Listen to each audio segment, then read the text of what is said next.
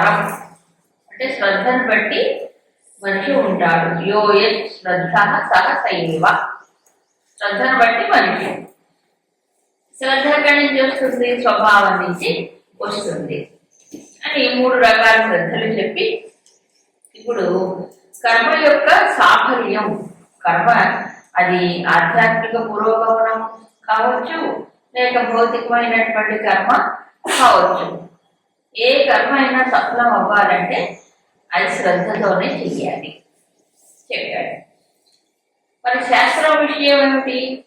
శాస్త్రం తెలుసుకొని శ్రద్ధతో ఆచరిస్తే ఉత్తమోత్తమైనటువంటి ఫలితాలు ఉంటాయి. అది బాహ్యంగా కర్మ విషయంలో కావచ్చు, ఆధ్యాత్మిక పురోగమనము కావచ్చు.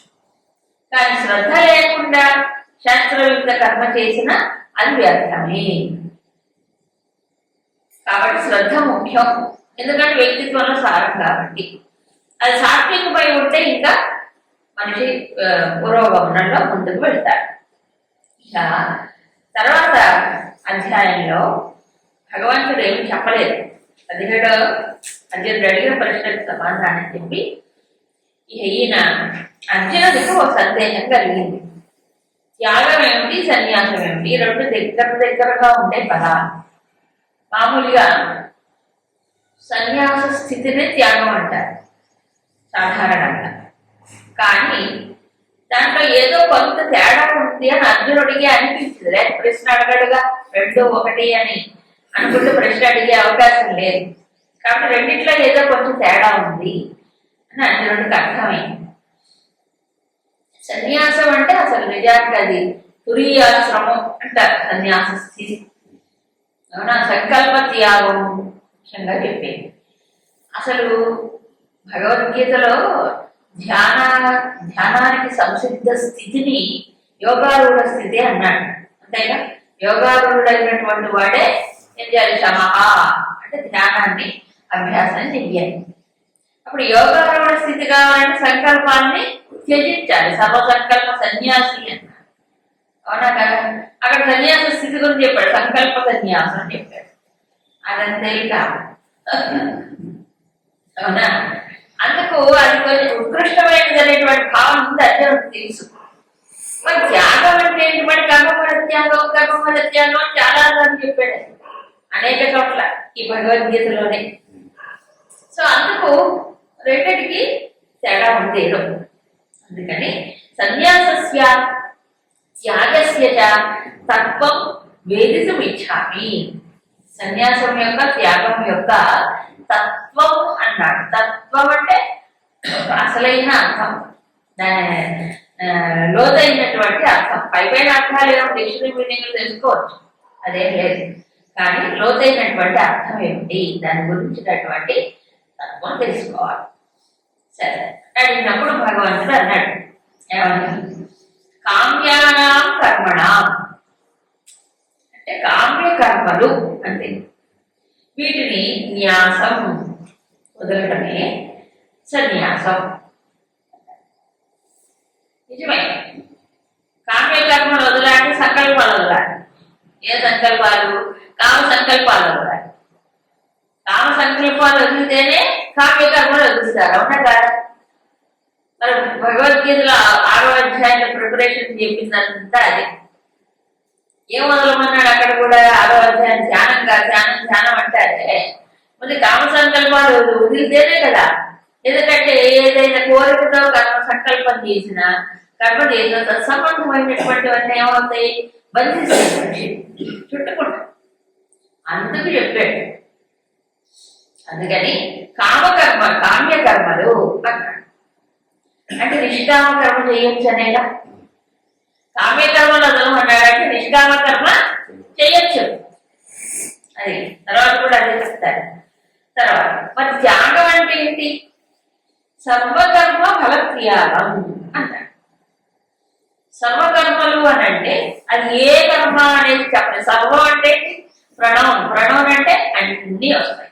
ఏమేంటి సర్వం అంటే? కామ్యకర్మ చేసిన, నిష్కామ చేసిన.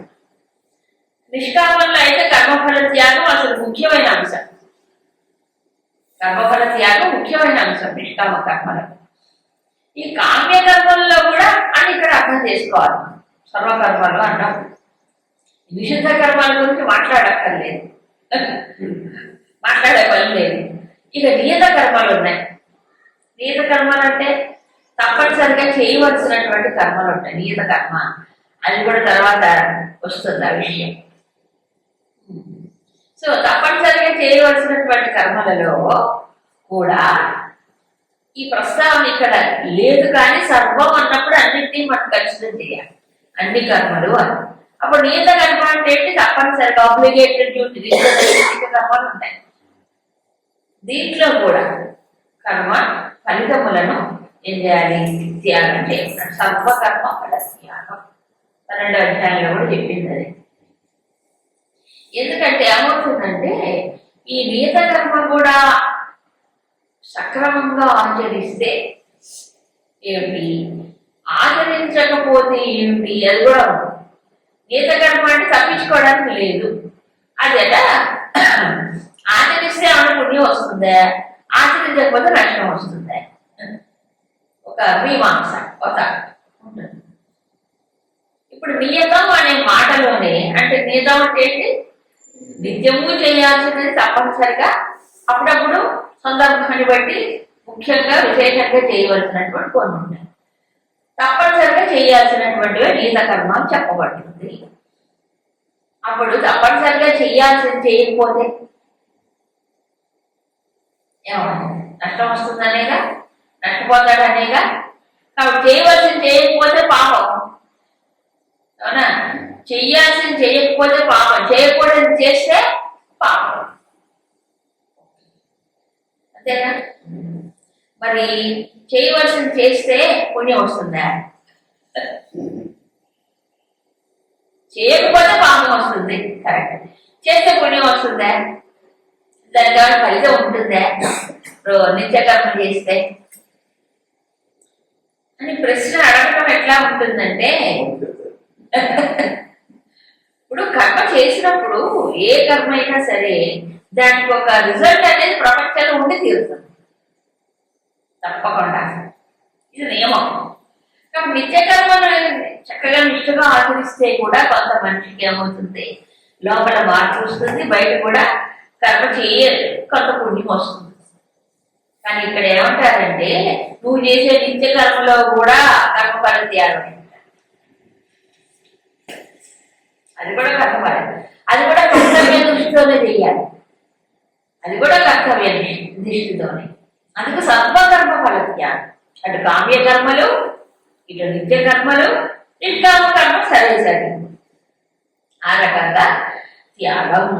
ఎందుకు అంటే రోజు చేయాల్సిన పని చేయడానికి దానికి ఏమిటి, దాన్ని కోరుకోవాల్సింది ఏమిటి, చేయడం కర్తవ్యమే, అంతే. రావాల్సింది వస్తుంది, నువ్వు దాని మీద దృష్టి పెట్టవు. ఇప్పుడు ఎక్కడ మనం చాలా ఉంటాయి పురాణ ఇతిహాసాల గాథలన్నీ కూడా. అప్పుడు ఆ రోజుల్లో పాతివ్రత్యం అనేది ఒక దీక్షగా చేసేవారు కొంతమంది స్త్రీలు. వాళ్ళ నియమాలు వాళ్ళ జీవితాల్లో వాళ్ళు పెట్టుకున్నారు. పాతివ్రత్యం అనేది అది ఎప్పుడో వారానికి ఒకసారి చేసేది కాదు కదా, కాదు కదా. రోజు జీవితం అంతా ఆచరించాల్సిన ఒక ధర్మం, ఒక వ్యవస్థ, ఒక ధర్మం, అంతే. ఎవరికి వాళ్ళు విధించుకున్నారు.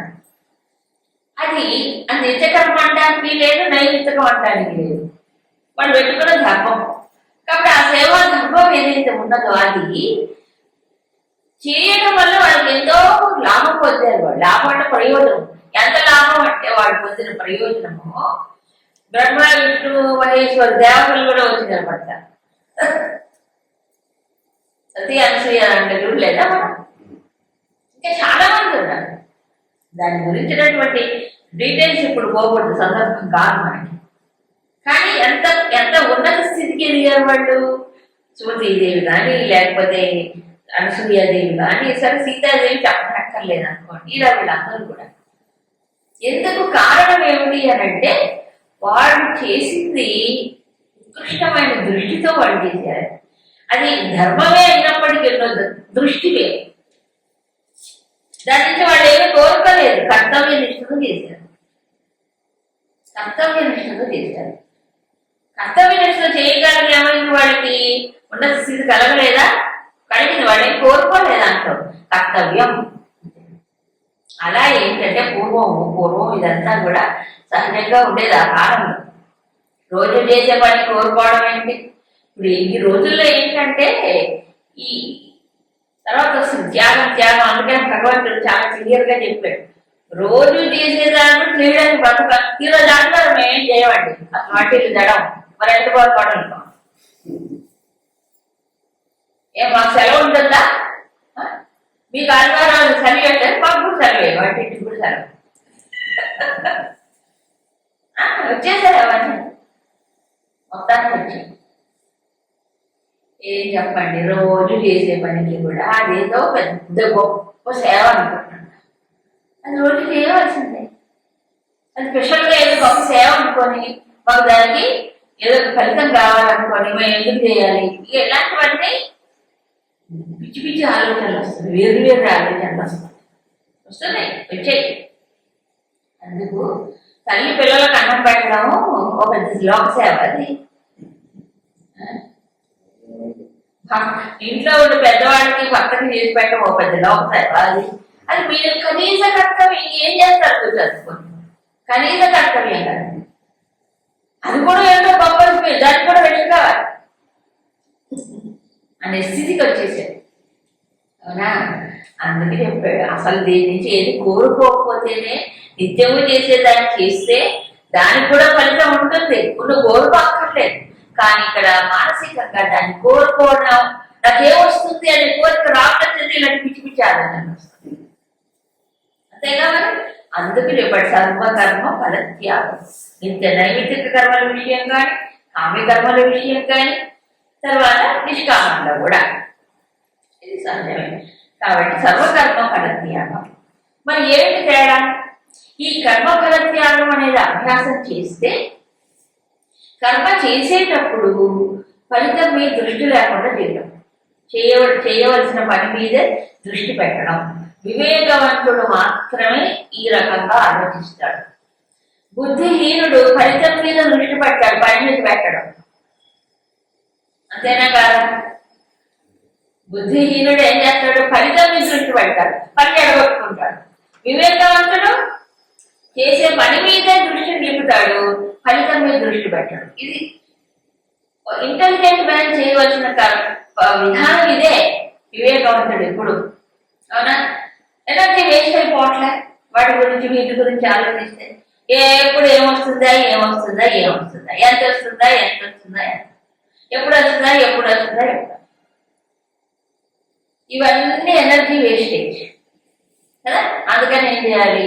నువ్వు చేసేదాన్ని కర్మఫల త్యాగం. ఎప్పుడు కర్మ చేసేటప్పుడు నువ్వు కర్మఫల దృష్టి పెట్టాలి. చేసిన తర్వాత ఇంకేందుకు ఆలోచించడం? చేసిన తర్వాత ఆలోచించక్కర్లే, వచ్చేది ఎలాగో వస్తుంది. మరి ఎప్పుడు పెట్టాలి అంటే చేసే ముందు ప్లానింగ్ ఉంటుంది కదా ఒక పనికి. ప్లానింగ్ కి ఆటోమేటిక్ గా ఒక టార్గెట్ అనేది ఉంటుంది. ఈ ప్రయోజనం కోసం ఇది చెయ్యాలనే టార్గెట్ ఉంటుంది ముందు. ఆ ప్లాన్ అప్పుడు ఓహో ఇది చేయాలి, ఇలా చెయ్యాలి, ప్రయోజనం ఉంటుంది కాబట్టి చెయ్యాలి, ఆలోచించవచ్చు. అంతే. చేసేటప్పుడు చేసిన తర్వాత వదలాలి. ఇది త్యాగం. ఈ త్యాగం అభ్యాసం చేయగా ఇది కర్మఫల త్యాగం. మనస్సు ఏ స్థితికి ఎదుగుతుందంటే ఏంటి? కామ్య కర్మ ఇంకా చేయాల్సినటువంటి స్థితిలో అగత్యం పట్ట ప్రాక్టీస్ ట్రైనింగ్ దేనికి? బుద్ధికి అలవాటు. అప్పుడు కామ్య కర్మను వదులుతాడు, కేవలము నిష్కామ కర్మ చేయగలడు, చేస్తాడు. అది సన్యాసం. సో ఇప్పుడు ఏంటి? త్యాగం వల్లనే సన్యాసాన్ని పొందుతాడు, సన్యాస స్థితిని పొందుతాడు అని అర్థం. సరే, ఇప్పుడు తర్వాత డిస్కషన్ ఏమిటి అంటే ఈ త్యాగం అనేది కూడా, త్యాగం అంటే ఎవరికి ఇష్టం ఉండదు సాధారణంగా. అందరికి ఏం కావాలి? సంపాదించాలి, పొందాలి, అన్ని ఇంకా పెంచుకోవాలి. అవునా? పొందాలి, ఇంకా కావాలి, కోరికలు ఉండాలి, కోరికలు తీరాలి, ఈ తీర్చుకోవటము అనే ఆశతోనే మంచి బతుకుతున్నాడు. బతుకంతా అదే, అవునా? ఏదో ఒకటి ఆశించడం, ఏదో ఒకటి కోరుకోవడం, అది వస్తే సంతోషించడం, ఎదురు పడడం, అది రాకపోతే బాధపడడం, ఇదే జీవితం అంతా సరిపోతుంది. ఇట్లే బతుకు తెల్లబడుతుంది. అందుకే ఆ దృష్టితో జీవించే వాడికి త్యాగం అంటే అబ్బో అది ఇంపాసిబుల్ అనిపిస్తుంది ఎవరికైనా, అవునా కాదు? కాబట్టి త్యాగం అంటే అందరికీ బాగా భయం కదా. కానీ వివేకవంతుడు చేయవలసినటువంటిది కర్మఫల త్యాగమే. ఎప్పుడు చేసేటప్పుడు చేసిన తర్వాత మైండ్ రిలీఫ్ గా ఉంటుంది, ఒక రకంగా చెప్పాలి. దానికోసం చెప్పాడు. కాబట్టి త్యాగం ఏది నిజమైన త్యాగం, ఏది సాత్వికం, ఏది రాజసికం, ఏది తామసికం, వీటి గురించినటువంటి డిస్కషన్ తర్వాత వస్తుంది. ఇందులో డిఫరెంట్ ఒపీనియన్స్ ఉన్నాయి. వాటిని కూడా కృష్ణుడు చెప్పి తన అభిప్రాయాన్ని చెప్తాడు. 3వ శ్లోకం.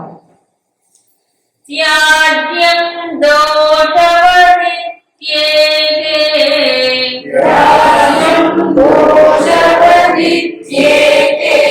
కర్మ ప్రాహుర్మనీషిణః యజ్ఞదాన తప కర్మ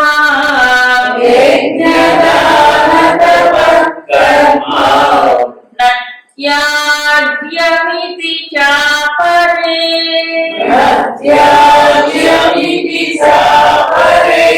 నిశ్చయం శృణు మే తత్ర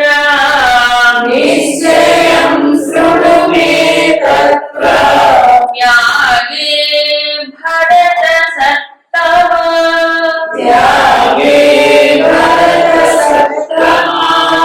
త్యాగో హి పురుషౌ వ్యాఘ్ర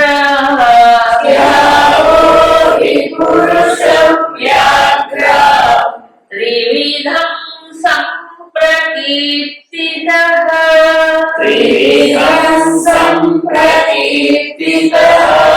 యజ్ఞదాన తప కర్మ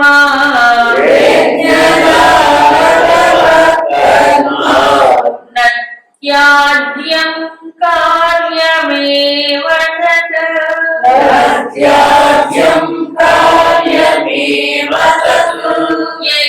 యజ్ఞోదానం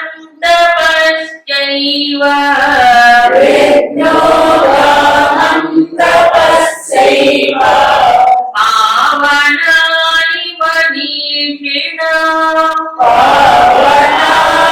మనీషిణాం. కర్మ దోషవతు త్యాజ్యం.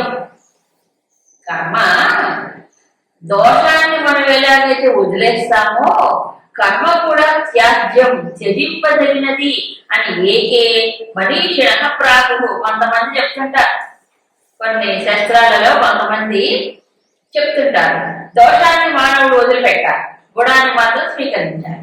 అలాగే కర్మ కూడా దోషభూయిష్టమైందే, అది ఎప్పుడు బంధానికి గురి చేస్తుంది, అందుకని కర్మను వదలాలి అని కొంతమంది చెప్తారు. వాడు కూడా ఆనందంలో సిద్ధాంతం ఉంది. మరి కొంతమంది అపరే యజ్ఞదాన తపః కర్మ నత్యాజ్యం ఇది. యజ్ఞదాన తపస్సులో వదలకూడదు అని మరి కొంతమంది సిద్ధాంతం, మరి కొంతమంది చెప్తారు. బయట ఆపోజిట్ ఒపీనియన్స్. చెయ్యాలి అని మరి కొంతమంది అసలు కర్మయే దోషం, ఏ కర్మ అయినా దోషమే, అది మనసు బంధిస్తుంది, కర్మ ఫలితాన్ని ఇరిగిస్తుంది, కాబట్టి వదిలేయాలని చెప్తారు. 2 ఒపీనియన్స్ ఉన్నాయి కదా. అందుకని ఓ భక్త సత్తమా మే నిశ్చయం తత్ర శృణు. ఈ విషయంలో నా యొక్క నిశ్చయపూర్వకమైన అభిప్రాయం ఏమిటో విను. పురుష వ్యాఘ్ర త్యాగ త్రివిధ సంప్రకీర్తిత. ఈ త్యాగం అనేది 3 విధాలుగా చెప్పబడుతుంది నాయన. అదేమిటో వినం. ఇది నిశ్చయం అంటారు. నిశ్చయం అంటే నిశ్చయపూర్వకమైన అభిప్రాయం నేను చెప్తాను. నా నిశ్చయం ఉంటుంది అంటే ప్రపంచంలో రకరకాల అభిప్రాయాలు ఉంటాయి. అథారిటీ ఏంటి? భగవంతుడు ఏం చెప్తే అది అథారిటీ. అంతేగా, ఎవరెవరో వాడి ఒపీనియన్స్ అన్ని మనకు అథారిటీ కాదు. అందుకే నా నిశ్చయమైన అభిప్రాయం విను. ఏమిటది? యజ్ఞదాన తపకర్మ నత్యాజ్యం తత్కార్యమేవ. యజ్ఞదాన తపస్సులు వదలకూడదు, కార్యం ఏవ అంటే చేయవలసిందే తప్పనిసరిగా. ఎందుకు స్వామి అలా తప్పనిసరిగా చెయ్యాలి, వదలకూడదు అంటారు? యజ్ఞో దానం తప మనీషిణాం పావన. యజ్ఞదాన తపస్సులు ఏమవుతున్నాయి? మనీషిణాం అంటే మంచి వివేక జ్ఞానం కలిగినటువంటి వారిని కూడా పావనాన్ని, ఈ మూడు పవిత్రం చేస్తాయి, ప్యూరిఫైయర్స్. పవిత్రం అంటే తెలుసు కదా, ఏమైనా దోషాలు గీషాలు అవన్నీ ఉంటే మాలిన్యములన్నీ పోతాయి. దీనివల్ల యజ్ఞదాన తపస్సులు చేస్తాయి. అందుకని చేసింది. ఇప్పుడు వివేక దృష్టి ఉన్నవాడితే ఇదంతా, వివేకం లేని వాడికి ఎందుకు? వివేకం ఉన్నవాడే వాణిని ఉందని గుర్తిస్తాడు, తొలగించుకోవడానికి ప్రయత్నం చేస్తాడు. వివేకహీనుడికి అంత బాగుంది అన్నట్టే కనిపిస్తుంది. అవునా? ఇక మూడో వాడు తపస్సు గలవాడు ఏమీ ఆలోచించడు, ఏ బెంగా లేదు, వాడు చీపు చింత. చీపు చింతలు ఏముండవు తపస్సులో, రజస్సులో ఉంటాయి ఇవన్నీ కూడా. కానీ వాడి గురించి ఒప్పుకోదు. కానీ మనీషి అంటే ఎవరు? లోతైన ఆలోచన కలిగిన వాడు. సో అలాంటి వాడికే ఇది అవసరం. ఏది? దానివల్ల ఏమవుతుంది? శుద్ధమవుతుంది. ఎంతగా శుద్ధం అవుతే అంతగా సిద్ధికి దగ్గర అవుతాడు. అంతేగా, అందుకే చెప్పాడు. అందుకే మనీషిణాం అంటే వివేకవంతుడు. దీన్ని బట్టి ఏం తెలుస్తుంది చెప్పండి? యజ్ఞదాన తపస్సులు ఇంతకుముందు సాత్విక, రాజసిక, తామసిక అని చెప్పారు. దాంట్లో సాత్విక, రాజసిక, తామసిక యజ్ఞాలు, తపస్సులు ఇవన్నీ కూడా చెప్పారు. సో ఈ మూడింటి విషయంలో భగవంతుడు ఇక్కడ కావాలని ప్రస్తావన తీసుకొచ్చాడు. ఎందుకంటే త్యాగం అనే విషయంలో అర్జునుడు అడిగాడు కాబట్టి ఇక్కడ ప్రస్తావించాడు. సో త్యాగం అంటే ఏమిటి త్యాగం? ఇప్పుడు కొంతమంది అంటారు, స్వామి మేము ఇల్లు, వాకిలి, భార్య, బిడ్డలన్నీ వదిలేసి ఆశ్రమానికి వచ్చాం. ఎంతసేపు ఉంటుంది వైరాగ్యం? కాసేపే ఉండదు. మళ్ళీ ఏదో టెంపరీగా అంటారే, మళ్ళీ ఏదో పట్టుకుంటే ఏదో పడతారు, రకరకాలు ఇవి పోతాయా, ఇవన్నీ తెగుతాయి దుంపలు, బలమైన దుంపలు తెగం. అవునా? కాబట్టి ఏదో ఒకటి పట్టుకుంటుంది, రకరకాలను పట్టుకుంటాయి మనిషి. అందుకు త్యాగం అనేటప్పటికీ బాధ కలుగుతుంది చాలా మందికి, బాధ త్యాగం అనేటప్పటికి. కానీ త్యాగంలోనే మనిషికి సుఖం ఉంది. అది ఏ త్యాగం? అక్కడ చెప్పాడు, నకర్మణ ప్రజయా ధనేన త్యాగేనైకే అమృతత్వమానశు చెప్పాడు చాలా స్పష్టంగా. నా కర్మల వల్ల కానీ, ధనం వల్ల కానీ, ప్రజా సంతానం వల్ల కానీ అమృతత్వం రాదు. అమృతత్వం అంటే మోక్షం రాదు. మరి ఏమొస్తుంది? దేనివల్ల? త్యాగం వల్ల వస్తుంది. అందుకే స్వామి అన్ని వదిలేసి వచ్చామంటే అన్నీ వదిలేసి వచ్చాము. ఏం వదిలేం? అసలు వదలాల్సింది వదలం. సంకల్పాలు, అహంకారం అవి వదలాలి కదా. సో అందుకు త్యాగం అంటే ఏమిటి? చాలా మంది ఇంకోడు సన్యాసం ఈ అసలు స్వీకారం కూడా ఒక అహంకారాన్ని పెంచుతుందండి మనిషి తెలియకుండా. మేము అన్ని వదిలేసాం, త్యాగులం, మీరు భోగులు. అది కూడా అహంకారం, తెలియకుండా పెంచేస్తుంది. ఒకటి నేను వదిలేను అనుకుంటే అదొదల్లా, నేను వదిలేను, ఆ నేను వదిలితేనే వదిలినట్టు, లేకపోతే వదిలినట్టే కాదు. అవునా కదా? ఇవన్నీ తెలియకుండా మనిషికి ఒక రకమైనటువంటి నెగిటివ్ ఏర్పడతాయి అంతరా. కాబట్టి సాధనలో ఒక రకంగా ఆటంకాలుగా పరిణమిస్తుంది. అందుకే ఏమిటి త్యాగం అనేది తెలుసుకోవాలి. అందుకే చాలా స్పష్టంగా చెప్పాడు కదా. అందుకని మనీషిణ పావన, మన ఎదగాలి అంటే జీవితంలో ఇక్కడ యజ్ఞదాన తపస్సులు, ఏ దానం చేయాలి, ఎలాంటి యజ్ఞం చేయాలి, ఎలాంటి దానం, ఎలాంటి తపస్సు. తెలుసుకోవాలిగా. 3 రకాలుగా చెప్పానుగా ఇంతకుముందు. ఇప్పుడు ఇంతకుముందు చాలా విశ్లేషణ చేశాడు 17వ అధ్యాయంలో. సాత్విక, రాజసిక, తామసిక యజ్ఞములు, దానములు, తపస్సులు చెప్పి మళ్ళీ తపస్సుల్లో కూడా కాయక, వాచక, మానసిక తపస్సులు చెప్పారు. అదొక విశ్లేషణ. ఇక్కడ త్యాగం గురించినటువంటి విశ్లేషణ చాలా లోతుగా ఇంతకు ముందు దానికంటే ఇంకొంచెం వివరంగా చెప్తారు. ఏతాన్యపితు కర్మాణి చదవాలి కదా. ఏతాన్యపితు కర్మాణి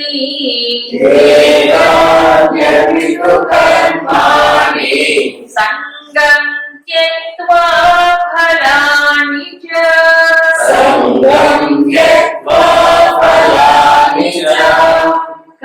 కర్తవ్యానీతి మే పార్థ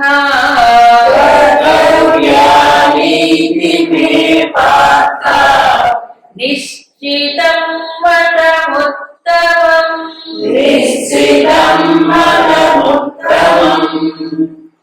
నియతస్య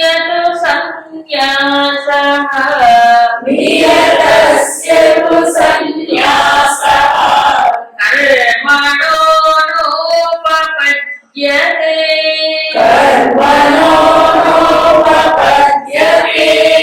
మోహాత్ తస్య పరిత్యాగః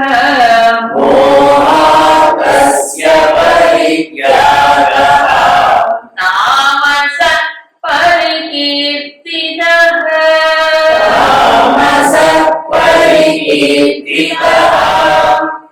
ఏతాన్యపితు కర్మాణి. ఏదాన్ని అంటే యజ్ఞదాన తపస్సులు. ఇంతకుముందు శ్లోకంలో చెప్పినట్టు అవి ఏం చేస్తాయి? పావనాన్ని పవిత్రం చేస్తాయి.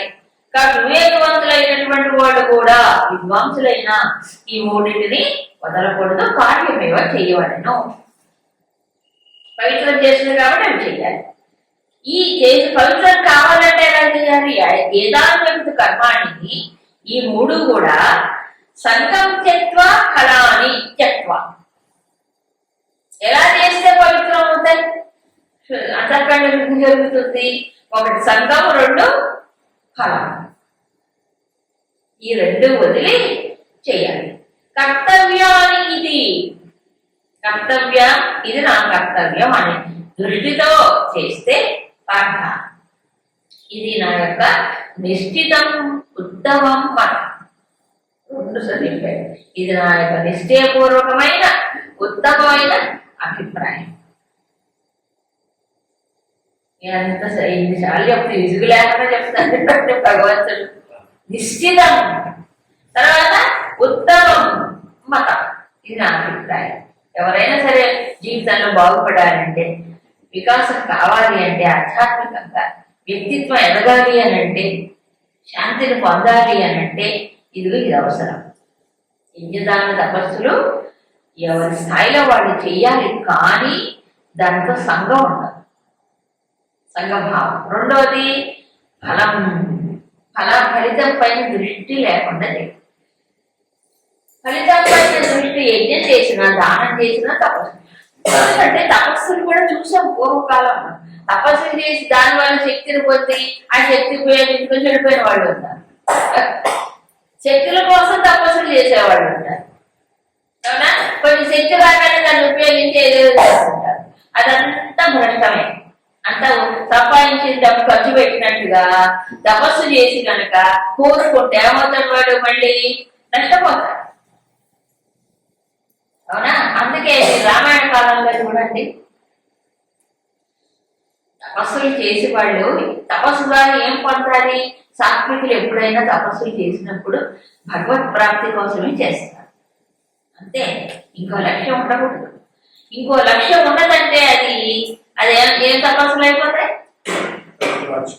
రాజసిక తపస్సులు, తామసిక తపస్సులు. పరస్య ఉత్సాహార్థం వాళ్ళ ఇతరులను పీడించడానికి చేసేవి కూడా ఉన్నాయి.